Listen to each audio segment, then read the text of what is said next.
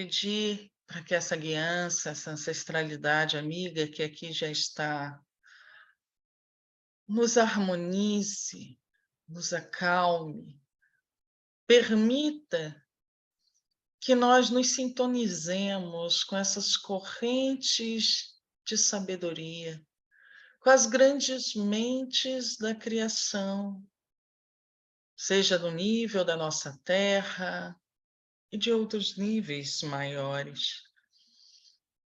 Que possamos sintonizar o nosso equipamento físico e extrafísico da melhor forma possível, para que seja possível captar, introjetar as energias, os insights, as intuições, as imagens plasmadas, tudo aquilo que vier do mais alto, para que tenhamos condições de passar as informações da melhor forma possível. Que essas inspirações possam calar bem fundo no nosso coração, na nossa mente. Que esta aula, como todas as outras o foram, e todas as outras que ainda virão, seja eivada de luz, eivada de boas energias, que muito mais do que ao intelecto, ela fale ao coração, à sensibilidade, auxiliando a despertar, auxiliando na reflexão de cada um de nós acerca da nossa vida, das nossas atitudes e escolhas, e principalmente da nossa capacidade de nos autotransformar para melhor. Agradecemos a todos os mentores, a todos esses que nos acompanham, a todos estes que são responsáveis pela transmissão desta mensagem, seja a nível físico, seja a nível espiritual. Que possa chegar longe, que possa chegar profundamente, mas da melhor forma possível, sem egos, sem vaidades, sem prolixidades, de uma forma simples, bonita, verdadeira. Gratidão, Senhor, por tudo isso. Que possamos então dar início ao nosso encontro. Em nome de Jesus, em nome de todos esses seres da luz.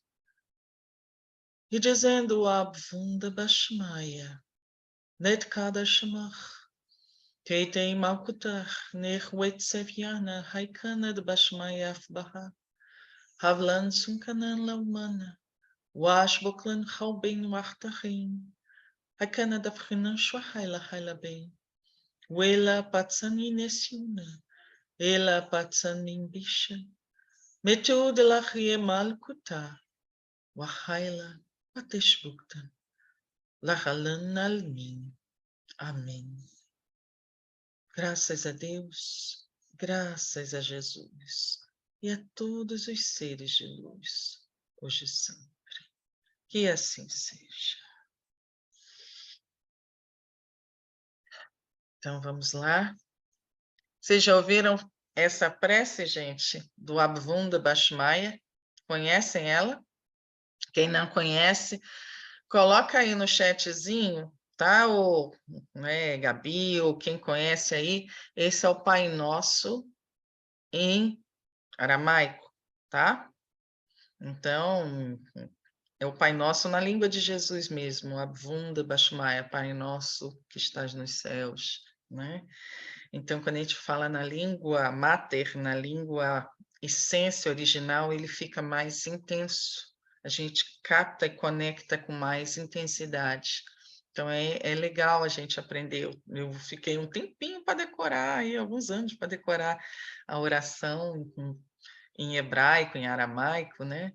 Mas é interessante para vocês ouvirem. Quem quiser realmente, entrar nessa energia de Jesus, a energia crística, porque a gente está falando, vai falar hoje sobre a cosmogênese, a formação do nosso mundo também, não é? A formação da Terra, a formação dos seres vivos aqui.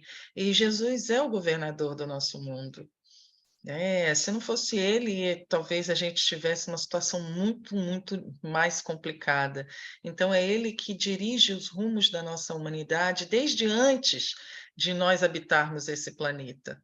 Ele, segundo Chico Xavier e outros vários escritos aí, Emmanuel, André Luiz, dizem que Jesus ele já concebeu, foi ele com engenheiros siderais, né, seres de grande luz de outros mundos da galáxia, que conceberam toda a vida, né, todos os reinos, tudo aquilo que seria a Terra, né, saiu da mente de Jesus e desses outros anjos. Então, ele já era um espírito de grande envergadura antes mesmo da formação do nosso mundo Terra, certo? Há cerca de 4,5 bilhões de anos. Então, vamos lá colocar, gente, as transparências, por favor. Transparência, estou falando a minha idade, né? Porque a slide hoje, na época lá atrás era transparência. Quem é que pegou? Ximenes, né? Mário, ainda pegaram essa época, né?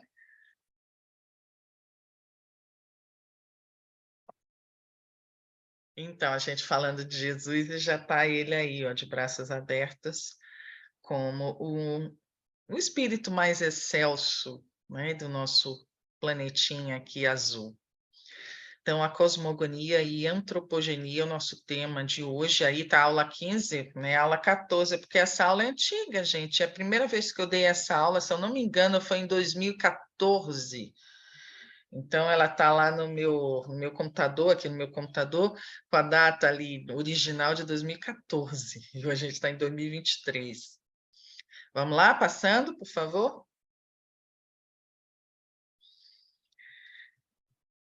Boa noite, Geise, bem-vinda.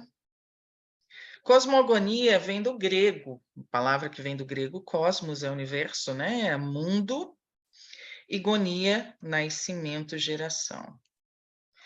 É um termo que, vamos dizer, tem a ver, aparece essa cosmogonia, essa geração do mundo, as ideias, teorias, lendas, mitos sobre a criação do universo. Aí a gente não está falando da criação da Terra, nem a criação do homem. A criação do homem é antropos. Antropos quer dizer homem. Genos quer dizer criação. Então, antropogenos, criação do homem. Cosmogenos, criação do universo. A gente vai falar primeiro da cosmogonia, criação do universo. Tem várias teorias sobre isso. Tem desde a teoria científica, que é o que a gente ouve aí no dia a dia, né? Big Bang e outros, né? Teoria da Z, né? A, né? A parte das membranas, né? E tudo. Até as teorias, vamos dizer, dos xamãs, dos inuits, dos hindus, dos persas, né, da Umbanda, tem teoria de tudo, cada tradição traz a sua teoria, a sua forma de entender a criação do universo e depois a criação do nosso mundo, tá? E aqui a gente não vai colocar hierarquia de valores, não vamos ter aquela visão cientificista de dizer isso aí é mito, isso aí é besteira, sabe? É lenda, né? Coisa inventada por seres menos evoluídos, isso é besteira, isso é uma visão muito ainda etnocêntrica, muito egóica, muito arrogante.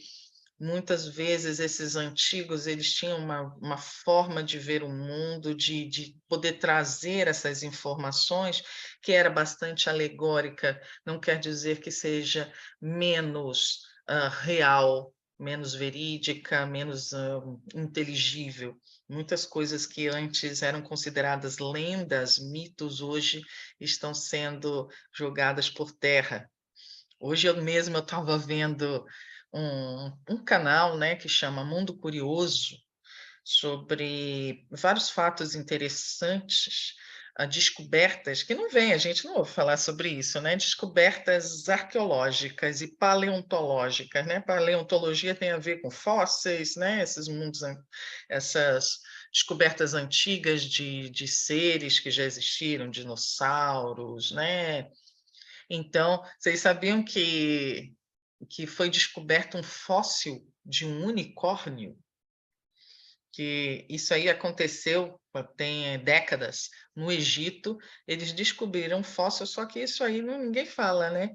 Então, muita gente, alguns cientistas já estão até vendo a possibilidade dos unicórnios que antes eram ditos, pô, animalzinho, coisa da cabeça, né? Tipo duende, que a gente sabe que são os elementais. Unicórnio nunca existiu, é coisa de criança. Descobriu-se um fóssil que era de um cavalo mesmo com chifre. O chifre estava lá. Eu vi a foto, né, deles tirando dentro da areia, né, a descoberta desse fóssil de um cavalo e o chifre era daquele igualzinho, né, aquele todo, né, bem fininho, assim, comprido. Então eles disseram que pode ser, então, eles estão já aventando a possibilidade de ser uma espécie que foi extinta, que talvez muitos anos atrás houvesse unicórnios, por isso que o imaginário depois trouxe isso, e hoje a gente acha que é a história da carochinha, mas não, simplesmente foi um animal extinto. Então, é muito interessante isso. A gente acha que sabe, né? Os cientistas acham que sabem. Não, isso é coisa, é besteira, é invenção. Hoje, de novo, eu já passei para vocês a coisa dos OVNIs, que todo mundo, quem acreditava em OVNI há um tempo atrás, eu mesmo, quantas vezes que quando eu falava em ufologia, eu dou aula de ufologia, dei palestra de ufologia há mais de 10 anos. Nossa, tinha um grupo, né, de pessoas que gostavam de ufologia e tudo, achavam legal, mas tinha outras pessoas, quando eu falava de ufologia, ficavam com aquele sorrisinho de canto de boca, assim, tipo, tá bom, Carla, a gente só ouve porque é você que está falando, não sei o quê, né? Daí não vamos dizer que você é doida, não. Então, quer dizer, isso há mais de 10 anos. E hoje está aí, ó, saindo. Saiu como é que é? Na Globo, né? Não sei, CNN. Está tendo um monte de conversas sobre isso. O meu filho mesmo dizia, mãe, você é louca. Você é louca. Que negócio é esse de acreditar em ET? Essa besteira. Os cientistas já provaram que não sei o quê, que não é impossível. Nossa, eu tinha várias discussões com meu filho. Então, a gente está vendo que toda hora as coisas vão mudando. A ciência não é aquela que tem a resposta final. Ninguém tem a resposta final. Ninguém pode se dizer detentor da verdade. A verdade, ora está aqui, ora está acolá, às vezes um pouquinho em cada lugar, e a gente vai juntando esse quebra-cabeça. Por isso é tão importante a gente ter a mente aberta, curiosa, buscadora, para a gente poder ver e ir juntando esses pedaços e entender o todo de uma maneira muito mais concreta, muito mais inteira, certo? Pode mudar, por favor? As várias visões religiosas, né? Porque os mitos, essas ideias da geração, da criação do universo, primeiro vieram através dos mitos, das religiões, e depois a gente, mais recentemente, a visão científica. Até o iluminismo, e aí a gente pensa no iluminismo como esse movimento cultural, né, de resgate da razão, do pensamento racional, que veio ali, século XVII, século XVIII, né, perto de Revolução Francesa e por aí, né, Voltaire, Rousseau, John Locke, por aí vai. Então, até o iluminismo, as pessoas mais esclarecidas de várias culturas eram sacerdotes. Isso aí a gente está falando antes do processo do iluminismo, até antes também, o Renascimento já começou um pouquinho, que foi antes do iluminismo.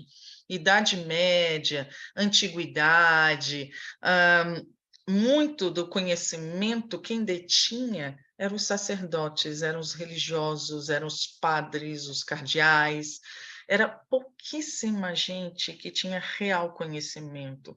Agora é muito fácil a gente ver, né, gente?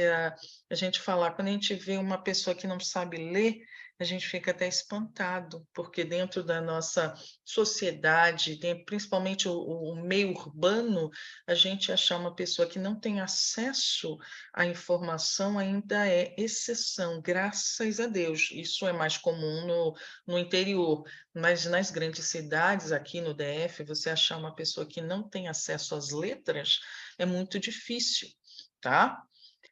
Na Antiguidade e Idade Média, era regra geral. Vocês sabiam que tinha a grande maioria dos reis, estou falando de nobres, reis, duques, condes, pessoas riquíssimas.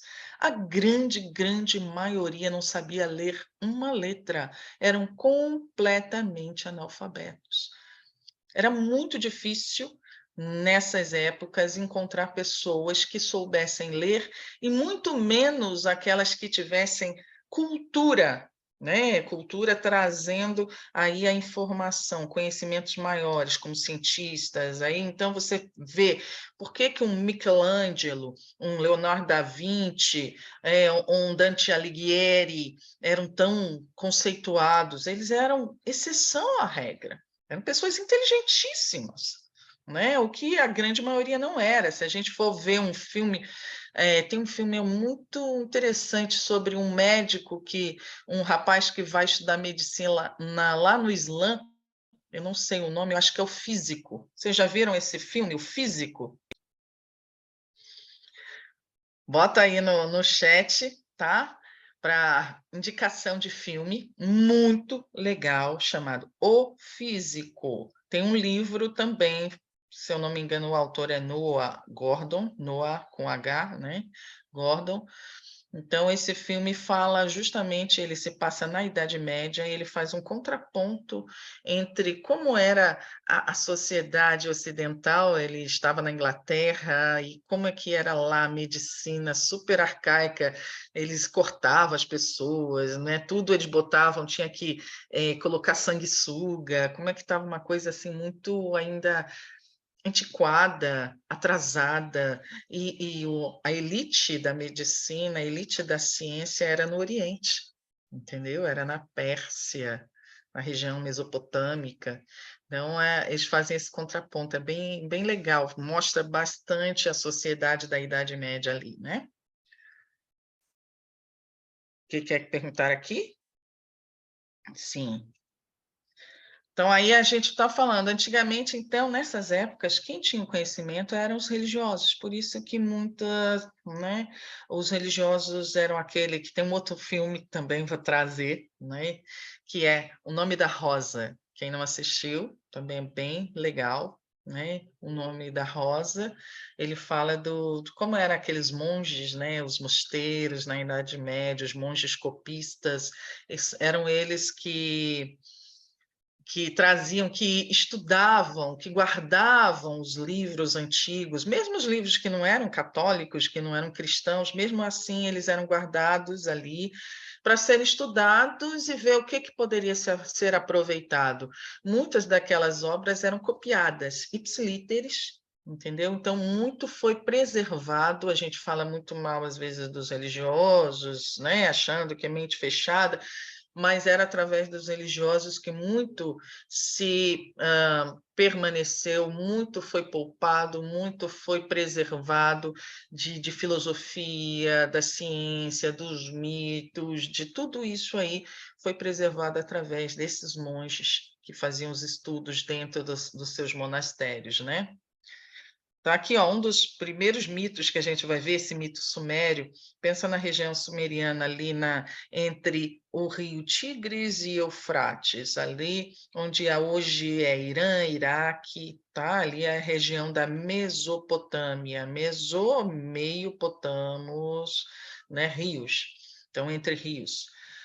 Inicialmente transmitido oralmente, o mito sumério da criação constitui um dos primeiros escritos da humanidade. É através desse poema aqui, Enumelish, tá? É um poema que foi encontrado em tábuas de argila, escritos por cunhas, por isso é uma escrita cuneiforme, porque foi escrito por cunhas, tá? É a primeira forma conhecida de escrita da antiguidade, né? Então, esse poema épico Enuma-Elish se disseminou por toda a Mesopotâmia e influenciou muita coisa. Essa civilização sumeriana foi uma das primeiras, gente. Eu não estou falando só de Lemúria e Atlântida, né? Dentro daquilo que é, vamos dizer, aceito dentro da nossa ciência atual, a gente está considerando a Suméria como um dos berços, né, um dos primeiros berços da civilização, não é? A gente sabe que a África foi o início da vida, os primeiros hominídeos vieram da África, nós vamos dizer a primeira parte de onde surgiu a civilização no nosso mundo, a escrita, as construções, a agricultura, astronomia, matemática, medicina, tudo ali, se a gente for considerar as várias regiões que já existiam na época, a Suméria foi das primeiras, tá?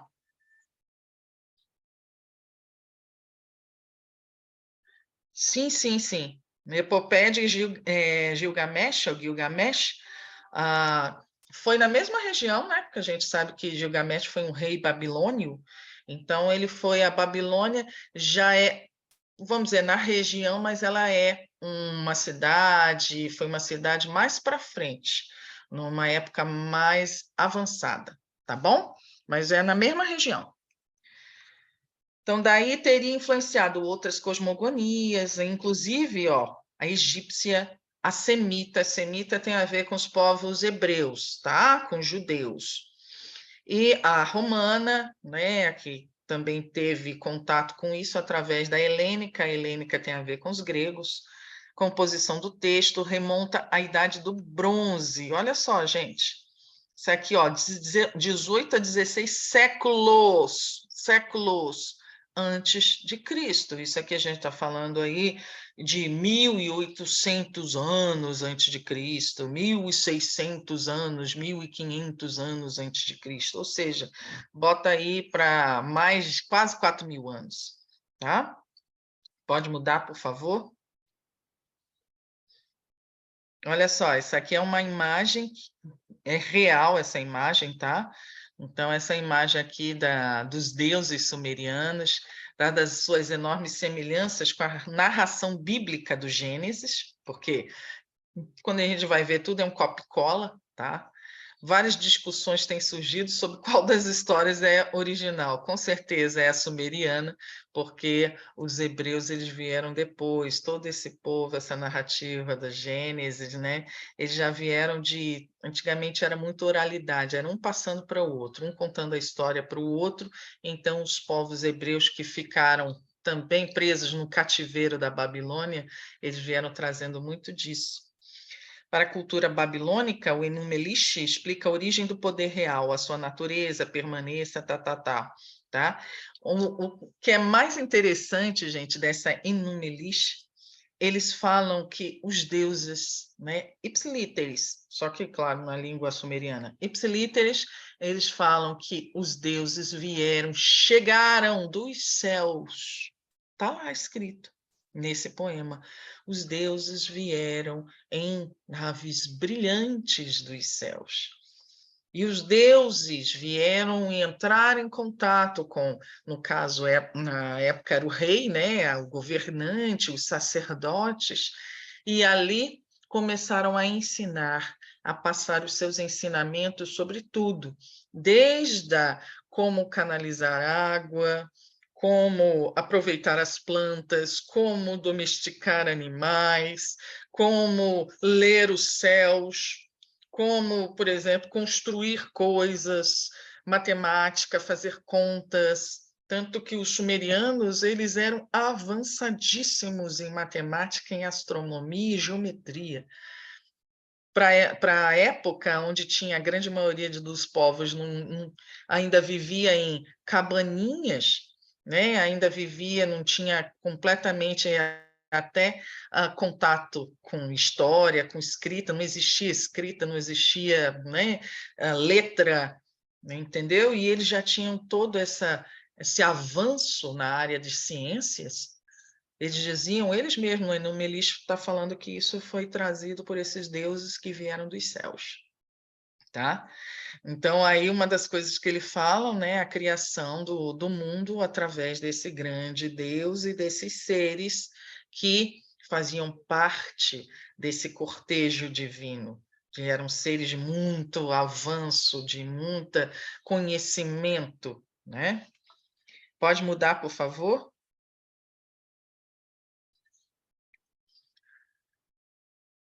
Aí vocês vão vendo, antes dessa explicação bíblica, quem quiser se aprofundar, eu estou falando muito por alto, viu, gente? Porque são várias coisas. Já ouviram falar de um autor chamado Zecharia Sitchin, ou Zacaria Sitchin, né? Zecharia Sitchin, que escreveu vários livros, e ele era um filólogo, um cara que estudava línguas, né, idiomas, dialetos, ele falava várias línguas, foi ele que que traduziu muito dessas escritas cuneiformes, dessas escritas sumerianas, tá? Porque ele falava, ele começou a estudar sobre isso, então ele escreveu sobre aquilo que ele foi descobrindo. Ele foi lendo, traduzindo, todas eram milhares e milhares de tabuletas cuneiformes, ele foi traduzindo isso, e aí escreveu vários livros sobre isso, sobre as histórias que estavam lá. Não era só esse poema Enuma Elish, não, tinham vários outros. Então, ele dizia de uma guerra entre seres, que, inclusive, num dos livros dele, a gente não pode dizer se é verdade, se não é verdade, mas está lá falando, existia um 13º planeta que explodiu, né? E uma parte da explosão, né, foi uma explosão tão catastrófica, os pedaços desse planeta acabaram impactando, gerando como se fosse uma grande onda, né, de vibração que atingiu todos os planetas do nosso sistema solar, inclusive Marte foi bastante afetado por essa explosão, né? A Terra foi afetada por essa explosão, tá? Muitos seres que eram deste mundo e de outros mundos vieram para a Terra nessa época por causa dessa grande guerra que existia entre seres, seres que eram mais evoluídos com seres que eram menos evoluídos, que estavam ali querendo dominar todo o sistema solar. Então era uma guerra extraplanetária, né? Então, muitos desses acabaram vindo para cá, ok? Esses deuses vieram para cá. Também aqui, quando chegaram na nossa terra, também houve choque entre alguns que queriam escravizar os humanos primitivos que estavam aqui e outros que queriam auxiliar os humanos para poder aprender, para poder ensinar coisas boas e ver o planeta progredir.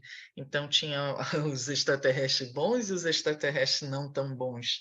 Então, teve de novo um grande choque nisso, tá? Então tem muita coisa, gente.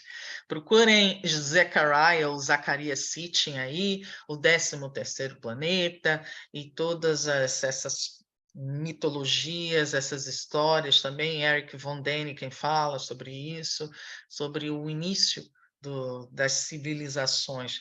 A gente está falando da Sumeriana, mas esses seres eles não vieram só para esses povos mesopotâmicos, não. Eles também estiveram no meio dos hindus, estiveram no meio dos chineses, estiveram na África, estiveram na Mesoamérica, na Sul-América, em todo lugar, tá bom?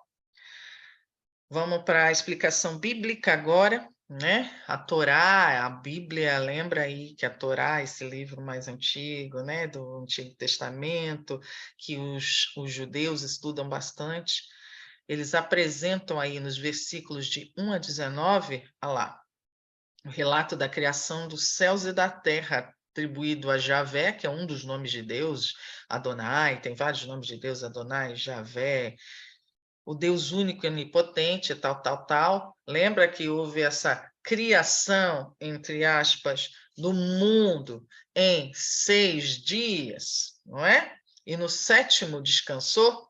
Não tem isso? Deus criou o mundo em 6 dias e ele descansou no 7º. Qual é o 7º dia, gente? Pegadinha, vai lá. Qual é o 7º dia?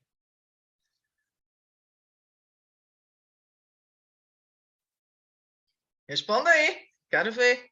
Qual é o sétimo dia? Quando é que Deus descansou, teoricamente?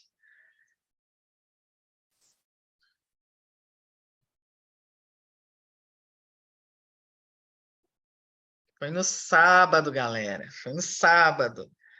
Já ouviram falar do sabá? Por isso que os judeus têm aquela crença que você não pode fazer nada no sábado. Para eles é o dia sagrado. Você tem que descansar, porque é quando Deus descansou, quando ele paralisou tudo e disse: Olha, eu vi que estava legal, fiz o que tinha que fazer, trabalhei, criei isso, céu, terra, não sei o quê. Esse dia é reservado para o descanso, o sábado, tá? Domingo seria o primeiro dia da semana, ok? O dia do sol, Sunday, né? Em inglês, Sunday, dia do sol, tá? Então, domingo seria o primeiro dia da semana, o sétimo dia seria o sábado, ok? Para vocês não esquecerem, essa pegadinha. Então, mas Deus falou, faça-se a luz. Olha só que eles falaram lá, dentro da cosmogênese hebraica, né? No caso, a Torá, a Bíblia, quando a gente fala da Torá, a gente está falando dos judeus. Quando a gente fala da Bíblia, nós estamos falando dos cristãos, porque os judeus não estudam, não leem a Bíblia. Não é esse o livro sagrado deles. Podem até ler se eles quiserem, mas não é o livro sagrado dos judeus, não é a Bíblia, tá? É a Torá, ok? Os cristãos que leem, né, que consideram a Bíblia como seu livro sagrado, tanto o Antigo quanto o Novo Testamento. Então, lá na Torá, tanto a Torá quanto a Bíblia, tem essa história, né, do início, né, de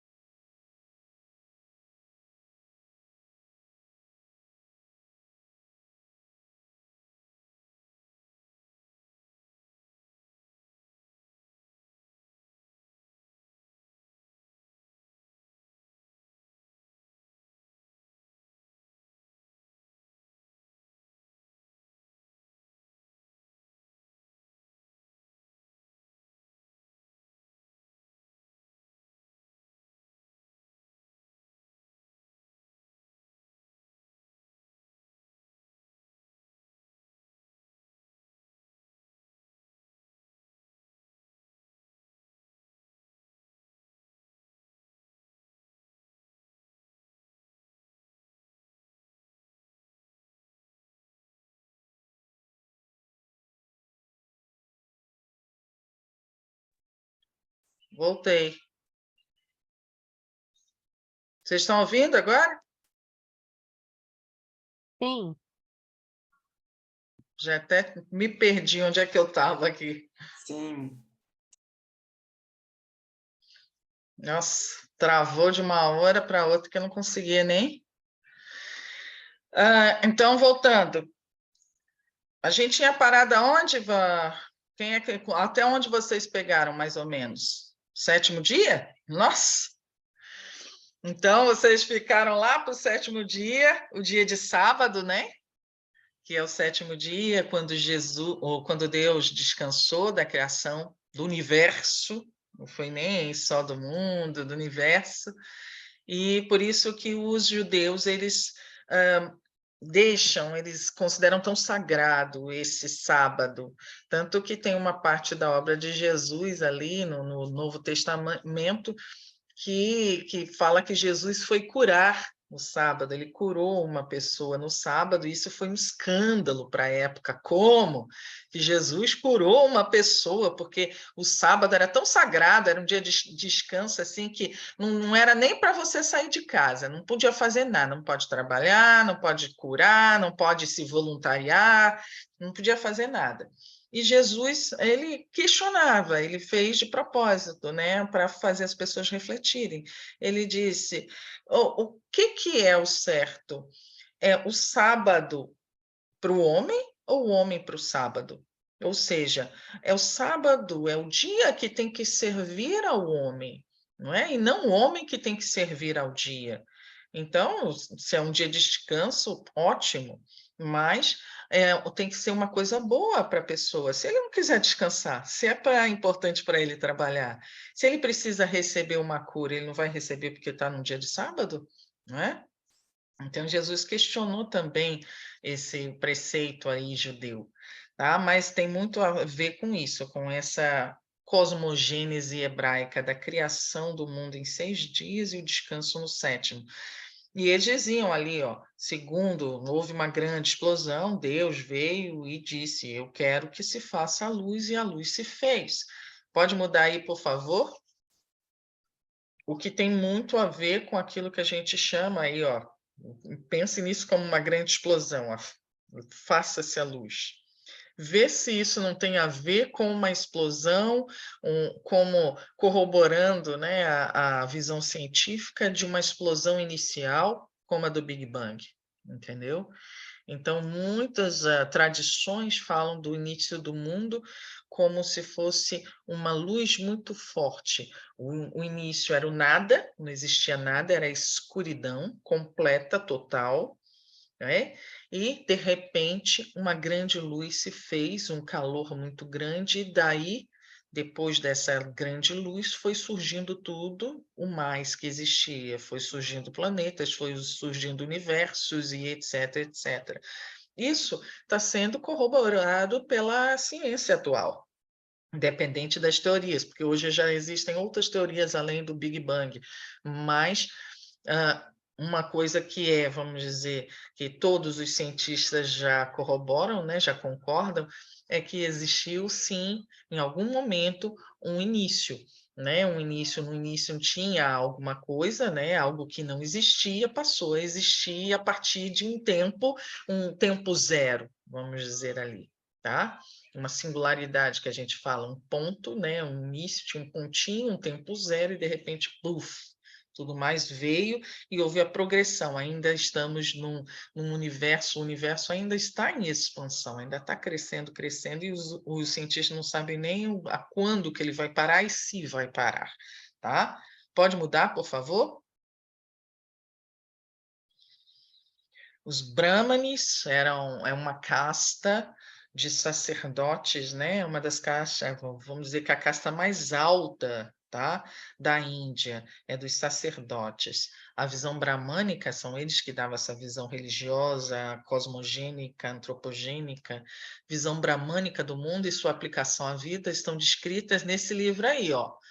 Manusmriti, Código de Manu, elaborado mais ou menos entre os anos 200 e 200 da era cristã, 200 a.C. e 200 EC. embora também contenha material muito mais antigo. Esse Código de Manu, na verdade, eles falam 200 anos, só o Vedas tem quase 10.000 anos, então ele é muito mais antigo. Manu é o pai original da espécie humana, é igual um Adão, se eu posso dizer assim. Pergunto para vocês, eles estão falando, os hindus falavam em Manu, tá? Esse pai original da espécie humana. Na Bíblia fala em Adão, e Eva viria de Adão. O que que vocês pensam sobre isso? Seria uma visão ipsilíteris, né, da criação, criacionista, tá? Então, realmente, Adão foi um homem que chegou e teve, né, todo um contato com Eva, a Eva saiu da sua costela, aquela coisa toda, e daí veio a humanidade inteira. Como é que vocês veem isso? Eu quero que vocês coloquem aí. É uma lenda? É o quê, Cassandra? Quem mais?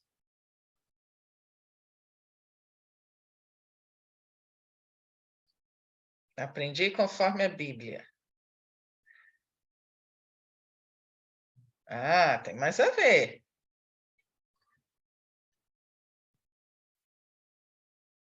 Uhum, justamente, gente. Aham.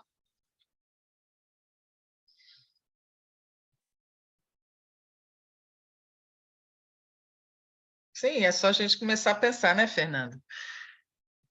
É isso mesmo. A gente está aqui, ó, a visão bíblica que traz isso, ela não trouxe a visão de Adão e Eva, né, do nada. Ela, na verdade, a Bíblia é um compilado de vários textos, né, com todo respeito a todos aqueles que são, vamos dizer, de religiões mais, vamos dizer, ortodoxas, como a católica, a protestante, eu respeito todas, por isso sou universalista, gosto de todas, mas a Bíblia foi compilada, foi construída por um grupo de cardeais, de religiosos, lá na época, né, da Antiguidade Tardia, mais ou menos, um concílio, onde eles começaram a estudar vários textos, eles já estudavam muitos textos antigos, pagãos e tudo, e muitos daquilo que Jesus trazia, a Torá, né, os livros apócrifos, estava tudo, aquela miscelânea de conhecimentos. E os cardeais, os bispos da época, eles olharam um para o outro, o imperador romano olhava para eles e dizia: o que que a gente vai fazer? A gente precisa organizar esse negócio aí, precisamos botar isso num código, tá? Mas tem que botar de acordo com os ditames que a gente precisa, né? Não pode ser um negócio solto, tem que ser uma coisa que faça, fortaleça o império, fortaleça a civilização romana, fortaleça as nossas crenças, a nossa sociedade. Então, eles hierarquizaram, tudo vocês vejam que é muito hierarquizado, eles tiraram um monte de coisas, eles colocaram outras coisas, eles mudaram palavras, inclusive a palavra reencarnação foi retirada, depois colocaram ressuscitação, e muitas coisas aí não entraram. Tanto que hoje a gente tem inúmeros, são centenas de livros apócrifos, ou seja, daqueles que ficaram de fora, daqueles que foram encontrados. O livro apócrifo de Tomé, de Maria Madalena, de um monte de gente aí. Tá? Então, apesar de os cristãos falarem que a Bíblia é um livro revelado, ela não é bem assim, tá? Ele foi montado. Então a gente tem que olhar a Bíblia, né? A gente tem que fazer a interpretação bíblica com discernimento, com total discernimento. Não é acreditar que tudo que está ali é expressão da verdade. Da mesma forma que a gente não pega um livro de ciências e diz, está tudo lá, aquilo ali é verdade. Tudo tem que ter discernimento, tá? Vamos ter o espírito crítico, vamos olhar, tem a hermenêutica, né, que é aquela a parte da interpretação, as formas, os códigos, então tem a hermenêutica literal, que olha tudo ipsilíteris, tem a simbólica, tem a jurídica, tem a religiosa, tem várias formas da gente interpretar. Vamos interpretar, tentar interpretar os livros sagrados de uma forma metafórica, Muito da Bíblia é metafórica. Jesus falava, ensinava por parábolas, por histórias, porque era a forma mais fácil daquele povo ignorante da época entender. Então, tudo ele fazia analogias, tudo ele contava histórias para poder exemplificar o ensinamento que ele queria passar. Da mesma forma, os profetas antes de Jesus, né? Jesus, a gente fala do Novo Testamento, mas existiram vários profetas antes de Jesus, como Isaías e outros, tinha Abraão, tinha vários outros. Então, esses profetas também falavam através de parábolas, tá? Eles falavam, contavam histórias e tudo. Então, muito disso aí veio de uma maneira que a gente tem que decifrar. O Adão e a Eva não eram um homem e uma mulher, mas o símbolo do princípio masculino e do princípio feminino, tá? Muito provavelmente ali a representação do princípio masculino de uma raça, certo? Ou de raças que vieram, e do princípio feminino de raça ou raças que também vieram. E o que foi a queda do paraíso, por exemplo? Foi a queda aí traz muito essa ideia, vamos dizer, da perda de algo que se tinha, né? De toda aquela aventura. Foi o quê? Muito vem através do degredo. Essas histórias de Adão e Eva e a perda do paraíso perdido, tá? No paraíso perdido, o conhecimento, a cobra é conhecimento, a cobra é a traição, vem através das reminiscências do inconsciente coletivo de povos degredados, de pessoas, de espíritos que foram exilados de seus planetas e foram trazidos aqui para a Terra há muito e muito tempo. Imagina esses exilados de Capela, os exilados de Sírios, os exilados de Andrômeda, os exilados de vários e vários e vários mundos que chegaram para cá. Para eles, era a perda do paraíso, não era? Porque eles vieram de mundos muito mais evoluídos, mundos muito melhores, e caíram num planeta que, à época, era de macacos, de primatas. Quando eles chegaram, esses exilados chegaram aqui, a grande parte da Terra, o nível da Terra é um nível ainda, vamos pedir, de homens das cavernas. Então, realmente houve a perda, uma perda de tudo aquilo que se tinha. As famílias ficaram em outros mundos, os seus entes queridos, as suas possibilidades. Então, nesse grande degredo, foram milhões, milhões de espíritos que foram degredados para a Terra. Essa história foi de boca a boca, contada, contada, passada de pai para filho, de boca a ouvido. E aí, claro, é igual telefone sem fio, muito se foi se perdendo, né? Antigamente se achava, se sabia o porquê, mas depois de milhares de anos, as pessoas já não tinham mais referencial.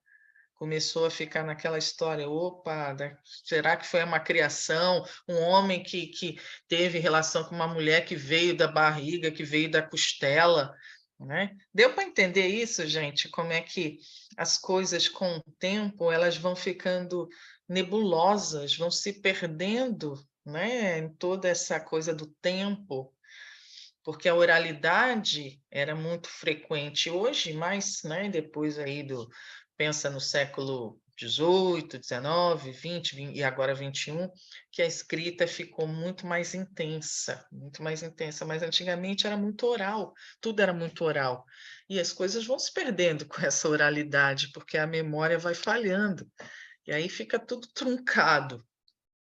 Deu para entender? Então, Manu, essa história do Manu, essa história do Adão, essa história da Eva, era tudo muito representativo desses povos que vieram, tá? O pai original. Esse livro, né, o Código de Manu, trata da criação do mundo, dessa ordem, o governo, os deveres, tudo isso trazido por esses seres originais também. Né? Esses seres que vieram, né, das estrelas, porque o Código de Manu também traz, fala sobre isso. Os hindus creem né, nos deuses, eles falam nos deuses vindos das estrelas, inclusive as suas imagens sagradas, os deuses são todos azuis. Já perceberam isso? Como é que há uma diferenciação? Você consegue diferenciar quem é Deus, quem não é, né, o ser divino daquele que não é, pela cor da pele nas imagens hindus, tá? Então, as castas, a divisão de castas, onde tinha os seres, né, os brahmanes, né, os vaixas, os kshatriyas, tudo, aquelas várias castas ali, até os párias. Os párias eram aqueles que eram os humanos primitivos. E os brahmanes e aquelas, né, as castas superiores eram inicialmente eram os seres que vieram de fora, eram que eram considerados os sábios, os cientistas e tudo, né? Então já houve essa separação desde o início lá. Vocês estão vendo quando a gente começa a trabalhar com a parte da cosmogênese, antropogênese e a formação das sociedades aqui no mundo, tem muito a ver também com essa parte do conhecimento estelar, o conhecimento esotérico, o conhecimento ufológico, o conhecimento dessas antigas ordens, não tem como a gente separar, gente, não tem. A visão islâmica também a mesma coisa, né? Não sei se vocês sabem que quando a gente fala, por exemplo, do Moisés, do profeta Muhammad, né? Moisés é o nome que a gente traz, aportuguesado, mas o nome mesmo desse profeta para eles, para os islâmicos, é Muhammad, o profeta Muhammad. Então, esse profeta, ele era também analfabeto, vocês sabiam? Né? Moisés era analfabeto, ele se casou com uma mulher que era mais velha, rica e tudo, porque ele precisava, né, também de se manter. E um belo dia ele estava no deserto, ele entrou numa caverna e tudo, e foi contatado por um ser, segundo ele, um ser que era o arcanjo Gabriel, um anjo Gabriel, na verdade, né? Nem arcanjo, arcanjo é mais para gente. Era um anjo Gabriel, o mesmo anjo que falou a Maria, mesmo anjo que teve com Maria falando que ela seria a mãe de Jesus, a mãe do Salvador. Olha só, nada é por acaso, né? Então, o mesmo anjo que falou a Maria, tanto que os islâmicos eles têm Maria como um ser de muita luz, eles têm uma devoção, um respeito muito grande pela mãe de Jesus, e para eles não consideram Jesus como sendo Deus, segunda parte da Trindade, eles não consideram isso, eles consideram Jesus como sendo um profeta. Tá? Assim como Muhammad foi um profeta, assim como vários outros foram profetas, Jesus ele foi um profeta, ou seja, um sábio, tá? Então Muhammad ele também ele escreveu o Corão através daquilo que era ditado pelo anjo Gabriel. Tá? Então, para eles, o Corão é um livro revelado, ou seja, revelado por um anjo, um ser divino. A Bíblia, para os cristãos, é revelado, e assim como outros livros também são revelados. Tá? E aí eles falam, né? Tem lá no Corão, por exemplo, eles falam as mesmas coisas, eles partilham essa visão cosmogônica, ou seja, de criação do universo, com os judeus e com os cristãos. Eles acreditam na criação, um Deus único, que de repente ele disse que a luz se fizesse e foi criando. Criou a luz, criou o céu, criou a Terra, criou os orbes, criou os planetas, sistemas solares, e no final das contas, mais para frente, ele criou os seres vivos e o homem, por sinal, tá? Então, aí, ó, outros livros passíveis, eles consideram tudo. Salmos, Evangelho, né? Tudo isso eles consideram, eles não abdicam, eles não acreditam que seja errado nem nada, tá? Eles respeitam. Pode mudar, por favor? O budismo também, né? Eles falam dessa, no início era um nada, não existia o todo absoluto, o Deus, segundo eles dizem que Deus sempre existiu, só que ele existiu numa forma absoluta, não manifestada, o imanifestado para Brahman, e até um dia que ele disse: eu quero criar tudo, eu agora me manifesto. tá? Então, do imanifestado, ele se torna manifestado. Então, de Parabrahman, ele se torna Brahman, né? E em três formas, né? Uma parte dele criadora, Brahman, outra parte sustentadora, que é Vishnu, e a outra parte que é Shiva, né? Então, tem o budismo e o hinduísmo, eles são muito parecidos nessa parte aí inicial. Uma das coisas mais interessantes que eles falam que eu gosto muito do hinduísmo, da cosmogênese hinduísta e budista, é que eles acreditam não que o universo veio de uma grande explosão, como os cristãos, como os judeus, por exemplo. Eles acreditam que existe uma grande respiração, né? Na verdade, tudo está em Deus. Imagina todos nós como nós fôssemos células de Deus, tá? Tudo aqui faz parte de Deus. Deus está em tudo e está além de tudo.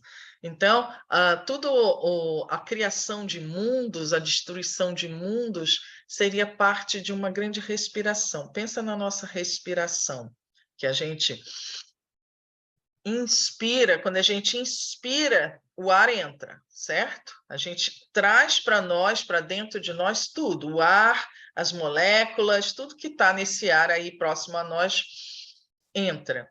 No momento que Deus respira, desse grande absoluto, respira, inspira, ele recolhe todos os mundos, ele recolhe o universo e tudo que existe deixa de existir. No momento que ele expira, ele cria tudo. Tudo sai, tudo, né, começa novamente a existir. Então, a inspiração é o recolhimento, é a contração e a destruição. A expiração, tá? É a criação dos mundos. Então, é a expansão do universo é na expiração, a contração do universo é na inspiração. Eles chamam isso da grande respiração de Brahma, tá? É como se Deus ficasse inspirando e respirando. E, na verdade, cada vez que esse processo se vai, ó, deixa de existir, novamente existe. É igual uma sanfona. Pensa isso aqui, ó. Como a gente pega aquela sanfona. Tum, tum, abre, fecha, abre, fecha. Cada vez que toca, que as bordas da sanfona tocam, cria, empurra, aí chega num limite, certo? Daqui a pouco volta, volta, volta, contrai, contrai, contrai, de novo, até uma singularidade, até um ponto inicial, tudo se destrói, tudo se apaga, novamente uma grande explosão empurra tudo para fora e fica ad eterno nisso, ó. Esse vai e volta nesse vamos, vamos, vamos, vamos. Essa é a grande respiração de Brahma, né?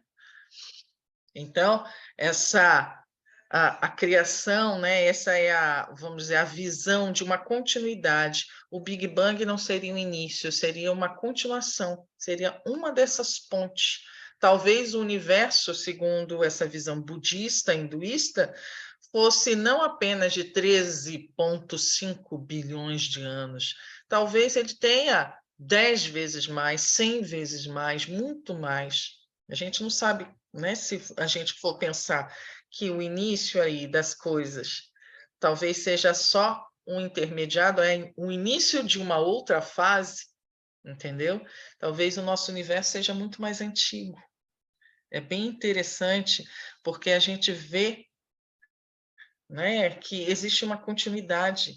A gente pode pensar no universo, isso é meio maluco, né, da gente pensar que o universo ele já pode ter sido totalmente diferente. O universo que a gente conhece hoje de, sei lá, bilhões de galáxias, com trilhões de estrelas, com multiversos, talvez ele já seja um outro universo completamente diferente, uma constituição, uma estrutura completamente diferente do universo anterior, né? Que todo aquele universo anterior se destruiu, né? Foi contraído, foi trazido de novo para um ponto inicial e de repente isso formou um novo universo, entendeu? Então nessa grande ciclo, esse ciclo sem fim que a gente não sabe nem para onde vai, tá? Então, é muito legal, ó, isso que eles vão falando, ó. Esses ciclos de formações e destruições de mundo duram bilhões de anos e ocorrem em todo o universo. Das cinzas ou lodo que resultavam da destruição, um novo ciclo nascia. Tudo é ciclo, e a gente já falou sobre o hermetismo da lei dos ciclos. Tá? Tudo são ciclos, tudo muda, tudo sobe, depois desce. Tudo é criado, depois é destruído. Nada permanece o mesmo muito tempo. Se a gente for pensar na lei dos ciclos em tudo na nossa vida, a gente está mudando o tempo todo. A gente já foi um bebezinho, a gente já foi uma célula, um embrião. Depois a gente cresceu, se torna uma criança, um jovem, um adulto, depois um senhor ou senhora idosa. Morremos, renascemos em outros corpos. Olha os ciclos aí, os ciclos das estações, os ciclos dos relógios. Né? O dia, o ciclo também da movimentação da Terra, o movimento de rotação e movimento de translação, a rotação em torno de si mesmo, a translação ao redor do Sol. Então, o ciclo acontece o tempo todo, e isso acontece do micro ao macro, do menor estrutura que nós conhecemos, subatômica, talvez até no nível de vibrações, até um nível macroscópico, gigantesco, um nível galáctico, um nível intergaláctico também acontece. Essa mesma lei, a gente fala das leis herméticas, das leis cósmicas, elas acontecem em todos os níveis. Então, aí é uma das... Eu estou trazendo essa visão porque é uma visão que realmente, de todas essas que a gente está falando, é a que mais faz sentido para mim. A que mais eu acredito é essa visão budista hinduísta da grande respiração de Brahma, né? Para os budistas, então, não existe uma criação no sentido da história, né? É como se fosse uma continuação, uma criação e destruição, uma ida e vinda, uma expiração e uma contração, uma inspiração o tempo todo. O universo se forma quando essas condições necessárias se deram, e aí vai aparecendo todos os seres e tudo, pela ação desses anjos, desses espíritos de luz e tudo, e depois isso tudo é recolhido da mesma forma, né? Quando a gente chega a um nível de vibração, um nível de evolução, um nível de criação, tudo isso deixa de existir numa forma para existir depois numa outra forma, numa outra dimensão. É o que chama dentro da teosofia das rondas, né? Acabou o seu ciclo dentro de uma dimensão, a gente ascende, destrói ali e sai, né, para viver em outra dimensão mais sutil, vai sutilizando cada vez mais, tá? Para eles não há um começo e não há um fim. O universo é infinito, sem limites de tempo e de espaço. O que vocês acham disso, gente? Parece uma viagem, né? Não sei se ficou claro, mas é bem interessante. Na apostila de vocês está falando bastante, né? Bem mais detalhadamente do que a gente colocou aqui, sobre essa grande respiração, a criação, né? De Prakriti, né? A matéria, né? Pode mudar, por favor? Taoísmo já seria uma religião ali muito ligada ao Japão, à China, principalmente à China, né? Para quem lembra do Tao, aquele círculo que tem, né, uma parte preta com um pontinho, um circulinho branco, uma parte branca com um circulinho preto, é o Yin e o Yang, é o caminho, é o todo, tá? É uma parte, né, mostrando ali que o universo é composto dessas polaridades. O taoísmo é muito essa tradição da polaridade, tá? Eles não falam nem do zero, eles não têm como, não é um negócio do fim para depois começar, é uma continuação. É uma continuação, igual a contração, já viu a pulsação do coração?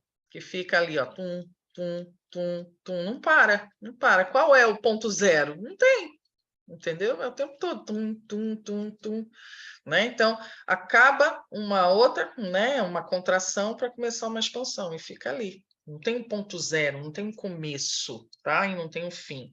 Essa é a visão deles. Então, Tao Te Ching descreve o caos primordial, tá vendo que todos eles começam ali, né, desse caos primordial como uma vasta esfera, uma matriz, um odre, né, que contém no seu seio todo o universo no estado difuso, potencial, indiferenciado. Essa mistura é constituída por energias nesse estado de mistura. São os sopros, são o Qi ainda não diferenciados. Eles estão falando aí no taoísmo já tem uma visão um pouco parecida com aquela dos hebreus, né, dos judeus e tudo, de um início que não tinha nada, totalmente caótico, indiferenciado, escuro, umbralino, né? E ali, por exemplo, essas energias estavam misturadas, esses sopros Qi, tá? E de repente, a partir da criação desse tal, né, houve essa não, esse que, vamos dizer, escapou, se separou e se diferenciou nas mais variadas formas. Então, essa matriz original e eterna está, contudo, sujeita à ação espontânea e cíclica do tal. Eles falam assim, no início tinha uma coisa, mas tem um ciclo. Tá? Chegada à maturidade, ele se abre, liberta as energias nela contidas, que se escapam, se separam. É igual o Big Bang mesmo, quando a gente vai pensando, né? Explode aquela energia inicial da grande explosão, por conta da pressão, pensa num ponto com um maciço, uma densidade infinita, aquilo explode, então joga toda aquela massa que estava concentrada num ponto lá para fora.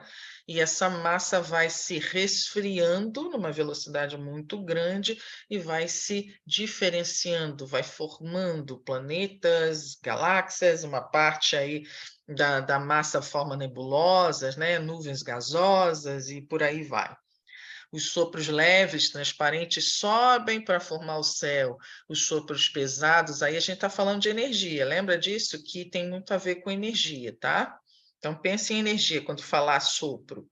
Então, energias leves e transparentes, ou seja, mais sutis, sobem para formar o céu. Energias, sopros pesados e mais opacos descem para formar a Terra. E por aí vai. Aí você vai formando os mundos, tá?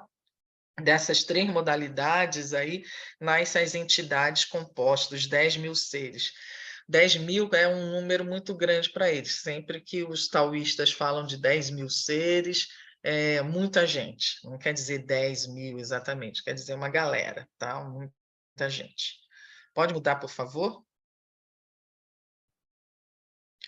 O mito Inuí, né? Inuí é como se fossem os esquimós, né? O povo lá são indígenas, são povos originários, mas que vivem mais perto do Polo Norte. Então, os Inuí explicam a origem do universo tal como a conhece as culturas ocidentais e a ciência. Olha só que interessante, gente, um mito, né, de um povo que mal tem contato com a civilização, lá perto do Polo Norte, tem uma cosmogenia muito parecida com aquilo que a gente ocidental e a ciência hoje diz, né, que é, apontando para um modelo de ordem cósmica. Esses mitos têm lugar em, não me peça para ler isso, mas é Chichar, sei lá o que, Camucu, a terra dos Mistapeuá. Eles também acreditam que o milho era um presente de seu Deus, por isso comem muito milho. Então, o que, que eles falavam? Ó, o cosmos inuit não é governado por ninguém. Não há uma figura divina, seja maternal ou paternal. Não há deuses criadores do vento ou do sol. Não há punição eterna na vida futura, assim como não há punição para crianças ou adultos na vida presente. Tá? O que, que eles estão falando? Eles estão falando que, por exemplo, por isso que eles falam que é muito parecido com aquilo que a ciência diz, né? Eles não acreditam num Deus que está lá governando o tempo todo, né?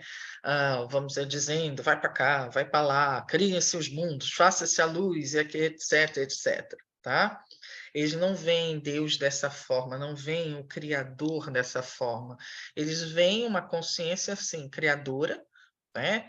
Que não é pai nem mãe, não é masculino nem feminino, eles não veem um gênero aí, misturado, mas vem sim alguma criação, porque nada vem do nada. Eles têm sim uma ideia de uma consciência criadora, mas uma consciência criadora que não é punitiva, que não fica ali, né, prestando conta, querendo que a gente fique prestando conta o tempo todo, punindo se a gente faz coisa errada, aquela coisa toda, tá?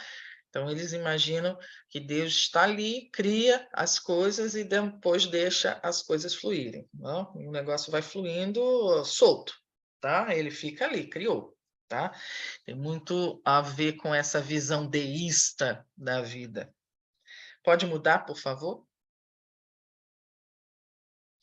A hipótese científica mais conhecida, né? Não é a única hoje, mas que vem de Lemaitre, né, um padre e cosmólogo belga, Georges Lemaitre, né, lá do 1894 a 66, ele sugeriu que o universo teria tido um início repentino, numa grande explosão, que foi chamada de Big Bang. Né? Em 29, essa hipótese passou a ser plausível através das observações feitas por cientistas no Monte Palomar. O que é Monte Palomar? É um monte que tem, né, onde tem vários daqueles telescópios com um negócio lá, as antenas gigantes. Né? Tem muitos telescópios, que é onde está um dos maiores telescópios do mundo lá, pegando esses sinais aí. Então, do fenômeno da degradação das linhas espectrais da luz e tudo, que sugeria, né, que esses corpos vão se afastando, eu estou falando, né, os corpos ainda estão se afastando. Como os cientistas descobriram que está havendo o afastamento dos corpos, aí eu falo de planetas, de sistemas solares, de galáxias, então eles chegaram à conclusão que o universo está se expandindo ainda. Se ele está se expandindo, pensa numa coisa que está indo para longe, está andando. Quando teve um início, se você for voltar, ver que uma pessoa está indo numa direção, se você for voltar o tempo todo, né, na direção que a pessoa veio, você vai encontrar um ponto de origem, tá? Então, aí a gente foi, vamos dizer, eles verificaram que se né, se a gente pega um negócio que está se abrindo, se a gente volta, eles vão se encontrar num ponto único, tá? Então, aí foi visto, né, que isso partiu, essa expansão que tudo está acontecendo, partiu de uma explosão, eles disseram que deve ter tido em algum momento, no encontro de toda essa fonte de energia, de toda essa massa, que se concentrou num ponto único, em algum momento isso explodiu. Essa é a teoria do Big Bang. Tá? Pode mudar, por favor? Esse aí é o exemplo, olha lá, ó. Fica mais fácil vocês verem. Esse aqui seria um ponto, a singularidade primordial, que a gente chama. Singularidade é um ponto ali de, vamos dizer, de grandeza nula. Ele é tão pequeno, que vamos dizer que ele praticamente não existe. E onde toda a massa, toda a energia está concentrada num único ponto. Imagina a pressão disso. Então, em algum momento, essa pressão se tornou tão grande que houve a explosão. E aqui está falando mais ou menos, ó, em cima, os segundos, o tempo, embaixo, a temperatura. Em 10 a menos 43 segundos é um tempo minúsculo.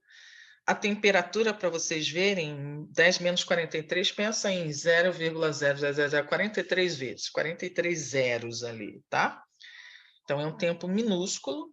A temperatura era 10 elevado a 32 graus, ou seja, 10 com mais 32 zeros, entendeu? Então, gente, olha só, em segundos, né, a temperatura era gigantesca, e aí foi passando, ó, um segundo, a temperatura já era 10 elevado a 19 graus, 10 elevado a 10 graus, sei lá. 3 minutos já era outro. Depois, ó, 1,000,000,000 years, né? 1 bilhão de anos, 15, né? Mais ou menos. 15 milhões, já era aqui, ó, 3 graus. Aqui, ó, mais ou menos, a criação do homem. Aqui, ó, no início, o que foi criado? E aí eram células, eram partículas, em 300,000, né? 300.000 anos já foram átomos, e aqui você já tem bilhões de anos, você já formando galáxias, e depois, alguns bilhões de anos, você já formando seres vivos, como o homem, certo? Então, é isso aqui, mais ou menos. O universo ainda está nesse processo de abertura, de expansão. Ele ainda está expandindo e criando, está no processo de criação ainda. Claro que muitas estruturas já se perderam, já se chocaram, já explodiram, principalmente as que foram criadas há mais tempo, e outras são muito novas. Se a gente for estudar um pouquinho de astrofísica, a gente percebe que existem continuamente a criação de novas estrelas, buracos negros que comem, né, que se alimentam de universos, de estrelas, de galáxias, de outros orbes. Então, o universo é muito dinâmico. Alguns planetas, algumas galáxias estão crescendo, vivas, são novas, e outras estão morrendo o tempo todo, tá? Pode mudar, por favor? Aí aquela criação, né? Aí a gente já está vendo várias formas, várias mitologias e as ideias desde de criação do mundo. E aqui, né, o debate que até hoje tem, isso aqui é muito atual, viu, gente? Não é, quando eu falo assim muito atual, não quer dizer que tenha começado agora, já começou há muito tempo, principalmente aí desde da época do iluminismo, principalmente quando veio a ciência começou a tomar corpo, a ficar mais forte. Então, aí a gente está falando de Charles Darwin, né, que foi quem trouxe a origem das espécies, a teoria evolucionista. Então, a gente está falando aí dessas duas formas de pensar. O evolucionismo é aquele que acredita que o mundo está evoluindo, o homem evoluiu através aí lá dos primeiros primatas, né? E de acordo com a origem com a evolução das espécies, é a evolução do mais forte, é a adaptação, é a seleção natural, tudo isso aí é a teoria evolucionista. Nós viemos dos macacos, né? E de alguma forma nós aprendemos a nos adaptar, nós fomos sendo selecionados pela vida porque aprendemos mais rápido, porque nos adaptamos mais rápido às situações. O homem verdadeiramente é muito adaptável, né? Ele onde tiver aí, ele vive, tem humanos vivendo no gelo completo. A gente viu os Inuit que vivem numa região gélida. A gente vê os beduínos que vivem no deserto. Então, um homem vai ao céu, conseguiu voar, ele consegue ir até as profundezas do mar, ele está em todo lugar. O homem consegue ser muito adaptável por conta da criatividade dele, da capacidade de gerar novas coisas, né? Os conhecimentos, os instrumentos, a tecnologia. Então, isso acaba fazendo com que nós sejamos, nos selecionemos também, né? E sejamos selecionados pela vida. Agora, existe também, além desses que acreditam na evolução aqui, ó, das várias espécies, né, até chegar naquilo que a gente é hoje, Homo sapiens sapiens, existem os criacionistas que acreditam que vim, né, não do macaco, mas viemos de Adão e Eva, né, do homem que gerou, né, copulou com uma mulher, e daí tiveram filhos, e esses filhos, de alguma forma, sei lá como, né, porque se de repente Caim, né, matou Abel e ficou só o Caim, como é que vai surgir o resto da galera? Então, mas tem gente que acredita nessa parte criacionista ipsilíteris, não conforme a gente falou, como se fosse uma parte metafórica, tá bom? Então, essa é um debate que existe muito, principalmente nos Estados Unidos. Tem um filme que eu não lembro o nome, depois vocês pesquisem aí, por favor, que fala muito sobre isso, um debate entre os evangélicos, né? Porque vocês sabem que os Estados Unidos é um país que a grande maioria, 99,999% aí quase, é de protestantes. Eles são muito protestantes. E, por exemplo, nas escolas, existem escolas aí, a grande parte dela está tendo briga, porque muitos professores estão querendo ensinar a biologia, as ciências, né, biológicas, a origem, né, das espécies, a parte humana, pela origem, a teoria criacionista. Então, está tendo uma briga, porque chegou a ter uma intervenção do governo americano, porque muitas escolas não estavam seguindo os livros mesmo, né, que falam de Charles Darwin, a evolução das espécies, né, o evolucionismo, não estavam falando, eles estavam ensinando mesmo a teoria criacionista, tá? E eles estavam entrando também, né, foram impedidos, e aí eles entraram com recurso para poder dar daquela forma. As igrejas ensinam, né, as igrejas evangélicas ensinam dessa forma a seus fiéis, e depois estão repassando isso. Muitos cientistas também, mesmo sendo cientistas, eles tem cientistas criacionistas, tem muitos, é físico, é biólogo, ou que seja, eles trazem a essa ideia criacionista, tá? Muito firme na cabeça deles. Agora, trazendo agora a minha opinião e a opinião também, a teoria espírita, né? Então, a gente tem a visão científica evolucionista, a visão, por exemplo, bíblica, a gente está falando muito dos evangélicos, mas os católicos também são criacionistas, porque está na Bíblia. Então, tem a visão religiosa ortodoxa, criacionista, a visão científica evolucionista. O que o espiritismo e as visões espiritualistas trazem? Elas buscam aliar as duas coisas, tá? Existe uma criação? Com certeza existe uma criação. Nada vem do nada, tá? É muito fácil a gente falar, né? Se a gente encontra um relógio no meio do caminho, eu estou andando no meio de uma rua, de repente eu vejo um relógio ali. Eu não vou acreditar que aquele relógio se fez do nada, que de repente, ó, vem um ventinho e várias moléculas e átomos se misturaram, se combinaram de alguma forma e bum, deu um relógio que apareceu ali no meio da estrada, tá? Isso é uma ideia imbecil, entendeu? Se um simples relógio é completamente lógico, eu disse, cara, esse relógio foi feito por alguém, né? Alguém comprou, ou sei lá, e deixou aqui, deixou cair, jogou fora, o que seja, esqueceu. A gente nunca vai achar que o relógio se fez do nada, apareceu do nada. Como que a gente pode pensar que um universo tão complexo, infinito dentro dos nossos padrões, mesmo que ele seja finito, ele é um finito gigantesco, inimaginável na sua grandeza, né? E complexo nos seus menores detalhes. Se a gente for pensar numa simples flor, tem uma complexidade que o homem jamais fez igual. Então, a gente não pode imaginar que esse universo, né, chega e surgiu do nada. Né? Chega simplesmente os átomos, as moléculas se misturaram lá e tudo aconteceu. Tá? Mas aí é porque, por causa dos bilhões de anos, em bilhões de anos existem várias combinações.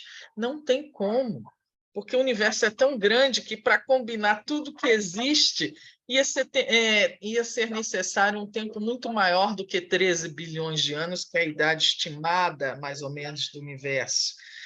E mesmo que a gente pense num Big Bang, né, num início que fez tudo, quem criou o tal do Big Bang? Como que uma explosão veio do nada? Como o nada criou tudo? Entendeu? Não tem como a gente pensar nisso, tá? Então, a teoria espírita fala que existe sim uma criação, tá? Uma criação do universo por consciência ou consciências, vamos dizer, porque Deus, né, ele se cerca também de espíritos de muita luz, que a gente chama de Elohim, né? Os hebreus eles falam de Elohim, eles falam de deuses criadores. Então, existe um Deus, vários deuses, né? Os arquitetos universais. Então, existem essas grandes mentes criadoras, mas essas grandes mentes criadoras não criam as coisas perfeitas de pronto. Elas criam, né, os germes, elas criam as possibilidades, elas criam a semente, e da semente vai surgindo, vai evoluindo, até se tornar a grande árvore, né? Isso, Yuri. Na Gênesis fala dos Elohim, não é? Elohim é plural, não é Deus, é deuses, tá? Então, o Espiritismo, ele acredita que, na verdade, a gente tem o processo evolutivo dentro do processo criativo. As duas coisas andam juntas, ok? Pode mudar, por favor? Aí a gente vê Charles Darwin, né? O pensamento científico dominante explica a vida na Terra pela evolução biológica, desse livro, né, do Darwin. Mas Darwin era uma pessoa que era muito católica também, né? Ele era cristão. Então, inclusive, ele demorou muitos anos para, vamos dizer, liberar, né, poder publicar o seu livro, A Origem das Espécies, porque ele achava que isso ia trazer um impacto tão grande, porque vai contra, né? Vai impactar, sim, a visão ortodoxa de Adão e Eva, aquela coisa toda, do homem vir, a expulsão do paraíso, segundo a visão ortodoxa mesmo. A gente já deu uma visão um pouquinho mais transcendental, mais esotérica dessa criação do mundo, tá? Mas para Darwin, isso iria contrariar aquilo que ele tinha aprendido como cristão que o era. Então, ele esperou quase, né? Foram décadas para publicar o seu livro, tá? Pode mudar, por favor? Aí são algumas imagens, né, dessa evolução do homem, desde os australopithecus, Homo habilis. Vocês estão vendo aqui como a parte, né, orgânica mesmo, cerebral, craniana, vai se ampliando com a capacidade, né, do homem. Hoje, ó, a gente passou para um Homo sapiens neanderthalensis, né? Então, o Homo sapiens já seria um Homo de sabedoria, né? Trazendo um cérebro, uma capacidade de criar, de fazer mais intensificada, e hoje, né? A nossa espécie, gênero espécie, é Homo sapiens sapiens, tá? Não é simplesmente Homo sapiens, é Homo sapiens sapiens, tá? Tudo bem que já estamos falando aí Homo sapiens digitalis, né? E por aí vai, porque a gente só vive o tempo todo com celular, com essas coisas, né, na mão. Então, a gente não está sendo tão sapiens aí ultimamente, não. Daqui a pouco, inteligência artificial tomando o lugar de tudo, não sei onde é que vai esse sapiens, certo? Pode mudar, por favor? Essa é a cosmogênese segundo o Espiritismo, né? Como eu falei, ele traz essa parte, ele tende a concordar com as descobertas científicas, mas também ele concorda, traz que há interferência de Deus, ou dessa matriz criadora, ou desse grande espírito, ou dessa consciência maior, nessa engenharia de criação do universo, tá? Para o Espiritismo, para nós também, que somos espiritualistas, Deus é a inteligência suprema, causa primária ou primeira de todas as coisas. Tá? Nesse contexto, crê-se que a grande explosão, ou essa expansão inicial, que é vista por muitos cientistas como o Big Bang, poderia ter sido caótica, desordenada, mas as componentes deste universo nascente obedecem a uma ordem, né? Não foi uma coisa aleatória, não foi uma simples impacto, choque de elétrons, de subpartículas que do nada, buf, bateram e tudo foi criado. Não foi uma coisa aleatória, tá? Ganhou na loteria, foi uma coisa planejada, foi uma coisa, vamos dizer, na verdade, nunca houve realmente um caos, né? Sempre houve um cosmos, pela vontade de mentes criadoras, de mentes superiores que direcionaram essa energia e fizeram com que essa explosão acontecesse e após essa grande jato de energia, eles foram direcionando com as suas mentes, com seus poderes, com as suas vontades, né? Como se fosse um grande, vamos dizer, artesão. Pensa num artesão que vai pegando aquele barro, aquela argila e vai ali manipulando, moldando, né? Agora pensa, né, em grandes mentes poderosas, criadoras, moldando essa matéria-prima original, certo? Vai moldando e construindo mundos, universos, né, galáxias e todas aí as estruturas que a astrofísica e a astronomia atual conhecem, né? Pode mudar, por favor? Aí a gente já falando um pouquinho mais sobre a Terra, né? Saindo do espectro tão somente cosmos, trazendo para cá o universo mais ou menos conhecido, 13,5 bilhões de anos. A nossa Terra teria aí em torno dos seus 4,5 a 5 bilhões de anos, e a vida na Terra em torno de 3 bilhões de anos, tá? Então, quando as primeiras formas, as formas mais primitivas, começaram a surgir nos nossos planetas, aqueles organismozinhos monocelulares, né?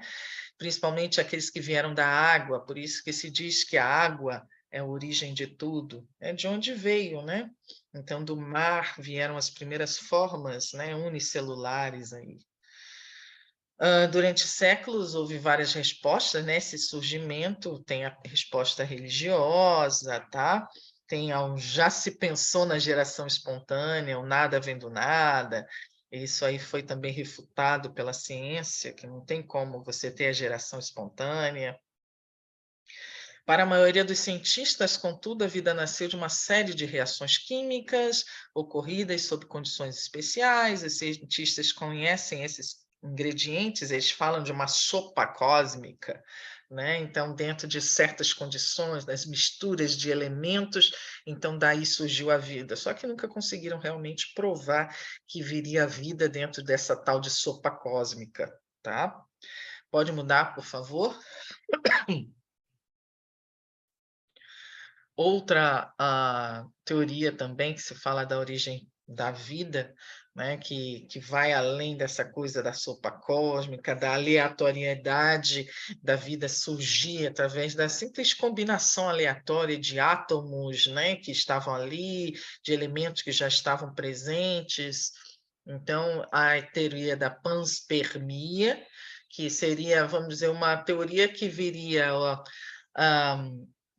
vamos dizer, essas células originais, a matriz da vida viria do espaço, viria de outros planetas. Então, é uma hipótese ufológica também, ela é científica, ufológica, mas não dentro da ufologia, assim, da vida que viria, porque ela foi inoculada por seres inteligentes de outros mundos. Porque existe essa teoria também, viu, gente? Tá? A gente está falando aqui daquilo que a maioria dos cientistas acaba concordando.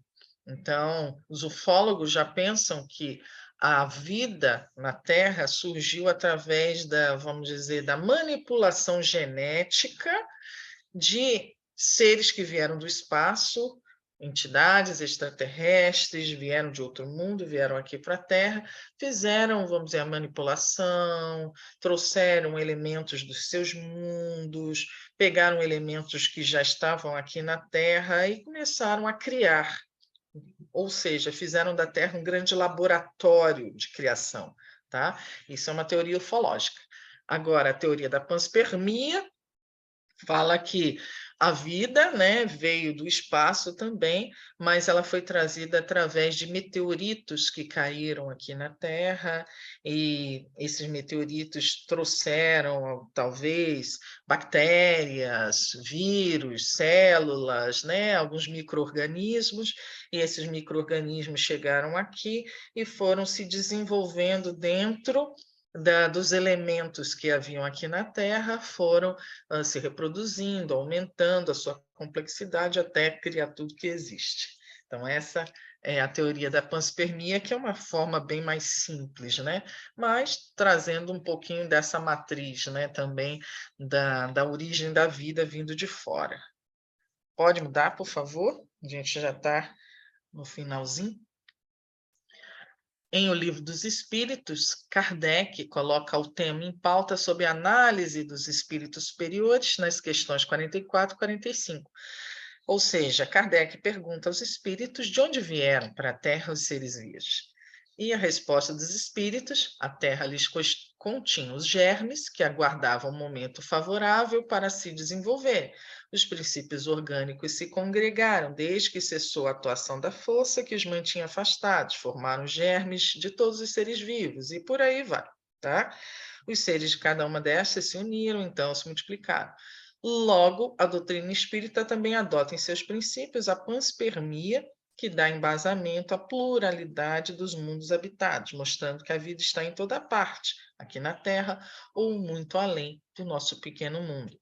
Ou seja, os espíritos falaram que tinha, sim, realmente já tinha muitos germes aqui, tinha sementes e tudo. Algumas vieram lá de fora, muitas vieram lá de fora. Outras, vamos dizer, ele não fala isso, mas lá para frente, em outros livros, que não, o Livro dos Espíritos, ele fala assim de seres de luz que fazem que esse princípio, né, intermediário, eles manipulam, eles melhoram, eles aprimoram. Na teosofia fala das raças, né? Das várias raças, tudo, até o ser humano está sendo aprimorado, os seres vivos estão sendo aprimorados, a genética de cada um dos seres vivos, das plantas, dos animais, está tudo sendo aprimorado. A lei de progresso é uma lei universal, ela ocorre em todos os reinos. Da mesma forma que os minerais vão se, vamos dizer, burilando, você tem, por exemplo, metais, pensa num ouro e pensa num chumbo, né? O ouro é muito mais nobre, um metal mais refinado, mais purificado do que o chumbo, que é um metal mais denso. Então, se entre o próprio mineral já existe esse tipo de diferença, né, de hierarquia, até de refinamento, de evolução, agora imagina também entre os animais, entre os humanos. Tudo progride, tá? Então a gente também pode ver isso acontecendo na nossa Terra até hoje. Pode, por favor, mudar?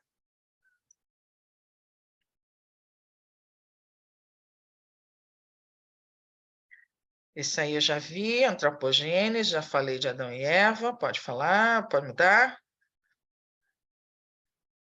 Aí, só para a gente ler esse livro, para quem não leu, é muito, muito, muito bom, viu, gente?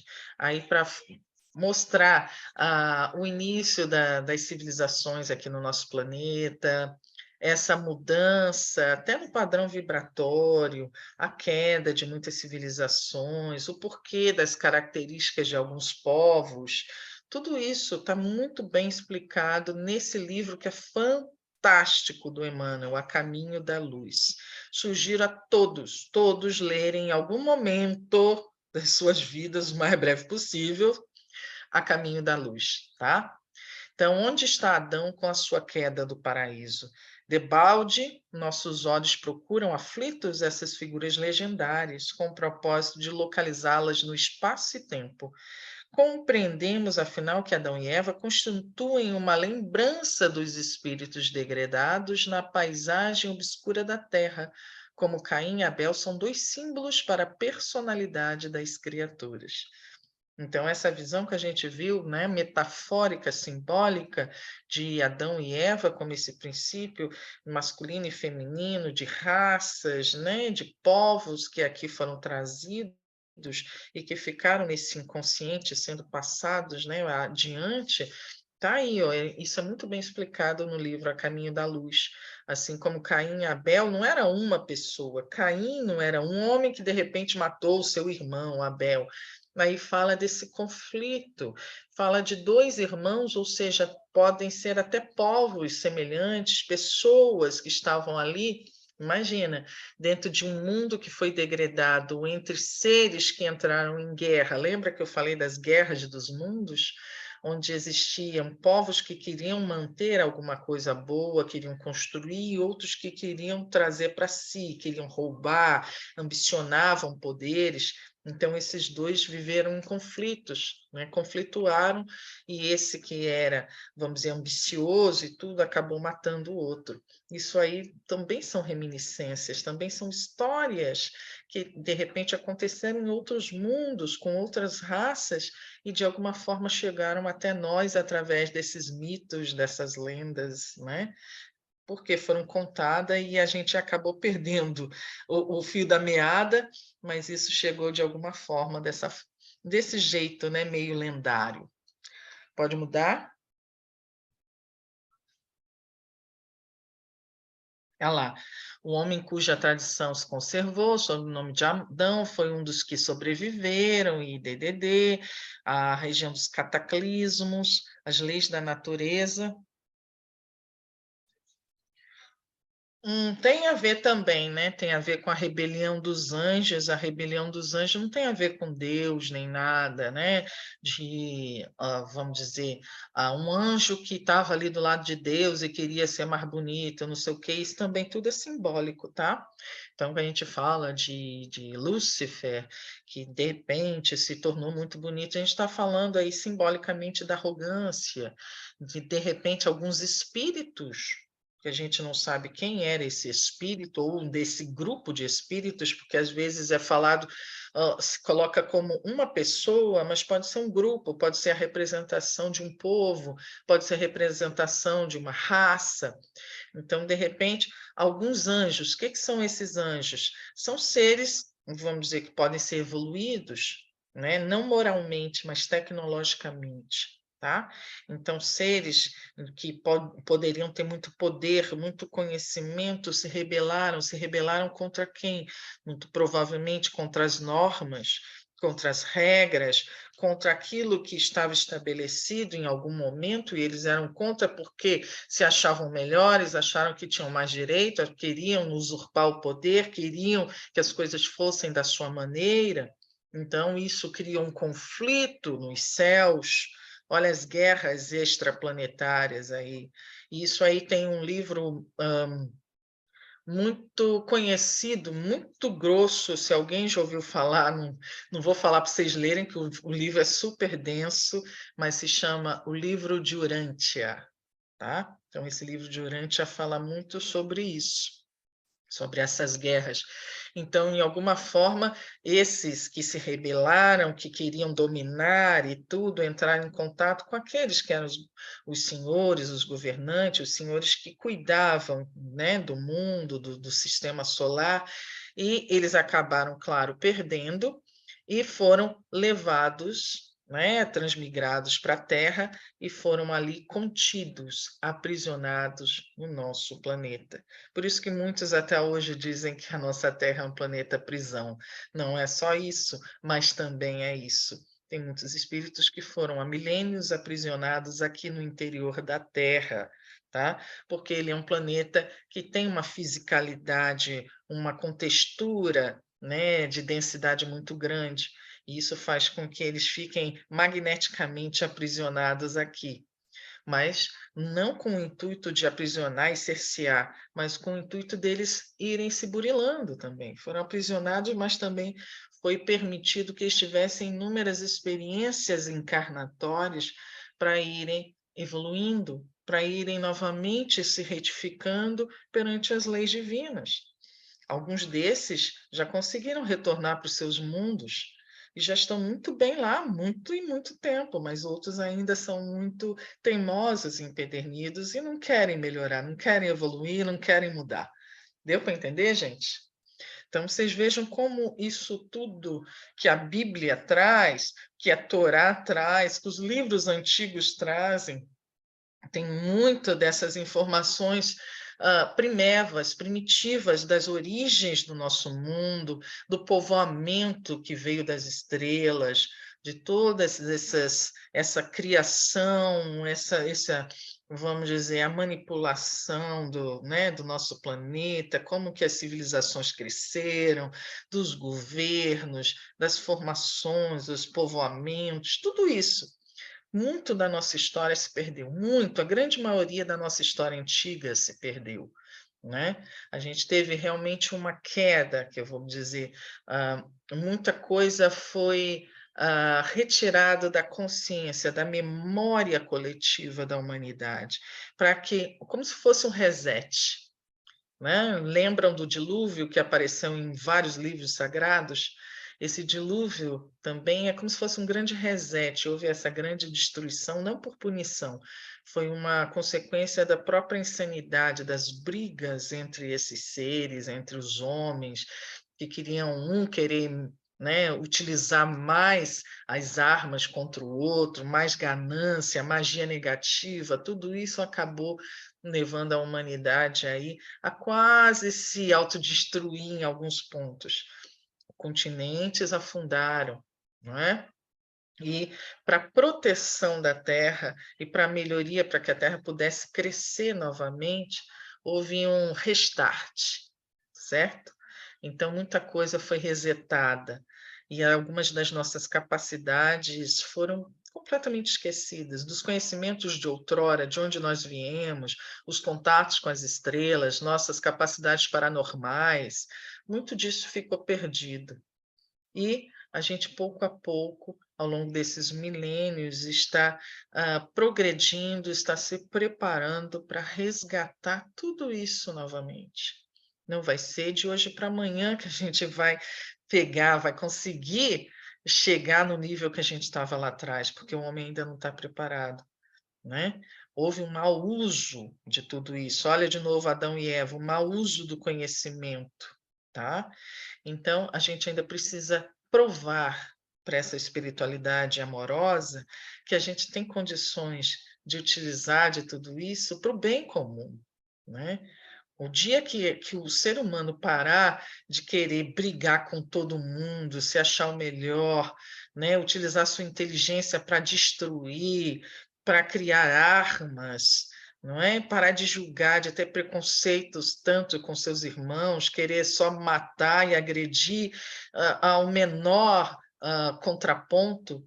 Enquanto a gente parar com isso, talvez a gente recupere muitas das nossas habilidades, muito dessa conexão divina, dessa capacidade da gente perceber esse cosmos, as nossas capacidades paranormais, sensitivas, de uma maneira limpa, de uma maneira muito mais plena.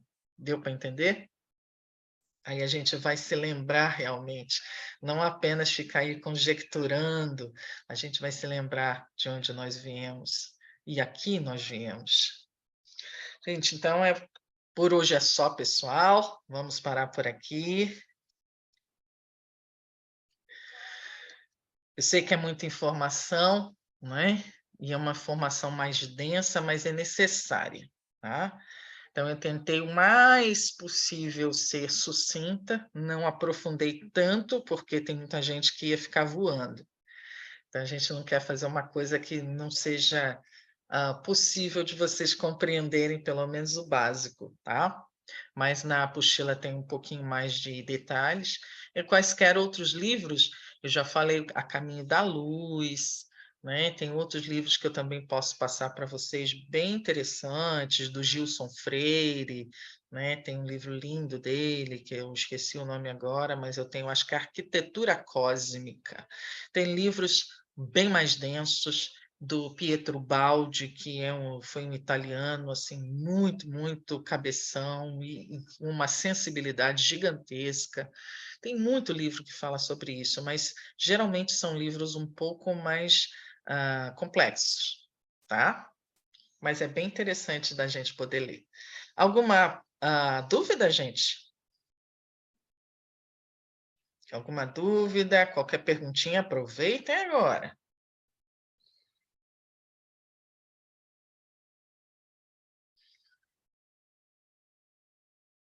Então, vamos fazer a nossa prece. Que a gente nunca sai daqui, nunca termina sem fazer a prece. O que se abre precisa ser fechado, tá bom? Então, vamos agradecer e pedir a essa espiritualidade amiga, a todos esses que estão conosco, orientando, velando, conduzindo a aula, para que tenhamos cada vez mais essa ciência, a certeza de que não estamos sós aqui, e muito menos somos obra do acaso, mas somos seres divinos, herdeiros do universo, criados para podermos nos descobrir como filhos de Deus, como co-criadores de vida, como capazes de amar, como capazes de perdoar, de conviver de uma forma muito mais bonita. O homem é capaz de tantas coisas, como já falamos no início, mas não para dominar, não, como já dizia Bacon, para conquistar a natureza, para submetê-la. O homem, ele tem a capacidade de ir, sim, até o cume das montanhas, até o centro das estrelas. Mas quando ele realmente for capaz de amar, ele vai poder ir muito além. Ele vai compreender que não é através da conquista ou do poder que ele vai se tornar maior, pois não existe nada mais forte, mais verdadeiro, mais puro do que o amor, do que a humildade, do que a luz, do que a compaixão e a caridade. Tudo isso que nós falamos um pouquinho esta noite traz a junção daquilo que a terra, o céu, tem de melhor. Não é só a religião, não é só a ciência. Talvez, como já dizia Buda, o caminho do meio seja a resposta. Trazer a visão dos magos, dos mestres, dos religiosos, dos santos, dos sábios, dos filósofos, também dos cientistas, a razão e a emoção. Tudo isso junto vai nos trazer muito mais respostas e significado do que imaginamos. Mas que possamos, antes de tudo, fazer valer a pena estar aqui nessa matéria, sabendo que é temporário, mas lembrando que um dia voltaremos para o mundo espiritual.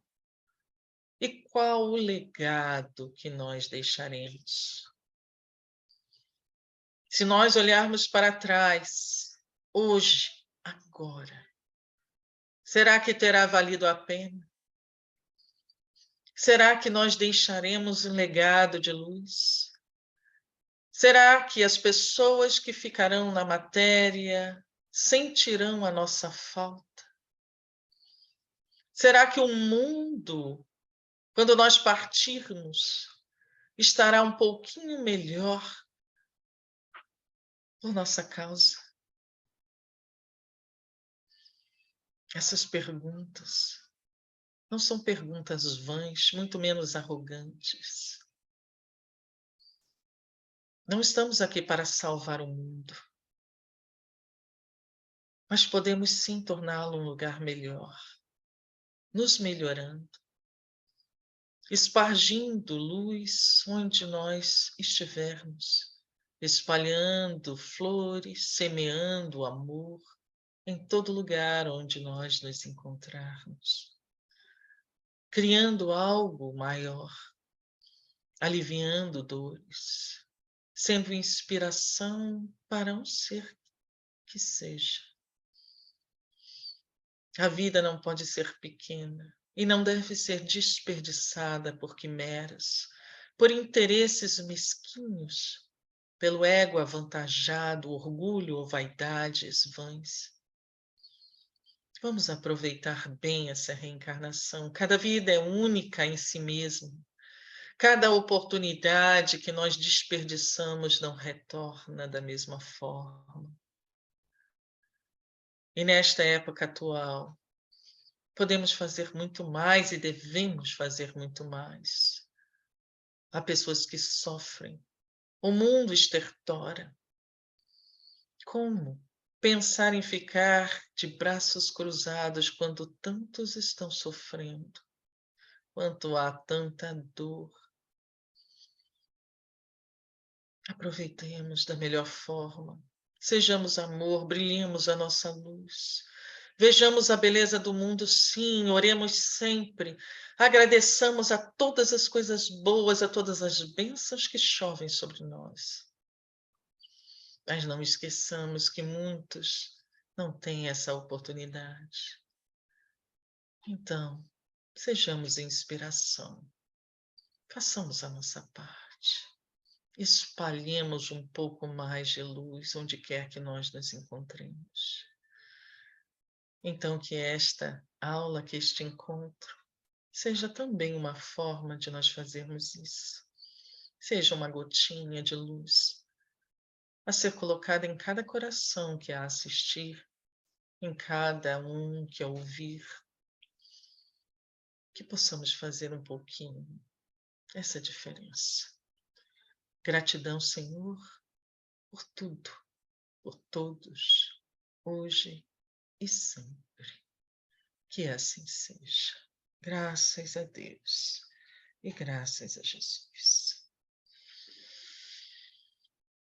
Gente, então, vamos lá. Eu já dei várias referências nessa aula, né? Referência de filme, referência de livro. Eu acho que na apostila de vocês tem mais algumas referências lá, é só vocês olharem. Qualquer coisa, se vocês conseguirem PDF, posta lá no grupo que vai ser legal, porque aí vocês nos ajudam, compartilha aí, beleza? Então, um beijinho a todos, boa noite, durmam com Deus, não é? Um cheiro, um queijo. Obrigada, gente. Tchauzinho, Ximenes. Boa noite.